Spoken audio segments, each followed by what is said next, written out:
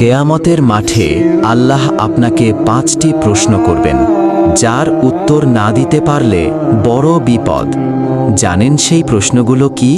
তা জানার আগে আমাদের চ্যানেলে যারা নতুন, এরকম ভিডিও পুনরায় পেতে সাবস্ক্রাইব করে রাখুন।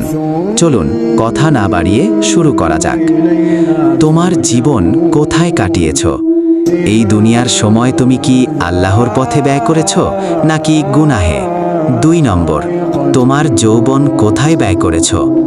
যৌবনের শক্তি কি ইবাদতে ছিল নাকি ভুল পথে? ৩ নম্বর, তোমার সম্পদ কোথা থেকে উপার্জন করেছ? হালাল পথে নাকি হারাম পথে? ৪ নম্বর, সেই সম্পদ কোথায় খরচ করেছ নাকি অযথা অপচয়? ৫ নম্বর, তুমি যা জ্ঞান পেয়েছিলে তার ওপর কি আমল করেছ?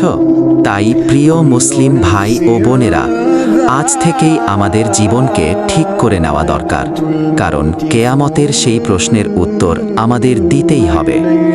আল্লাহ আমাদের সবাইকে সঠিক পথে চলার তৌফিক দান করুন, আমিন।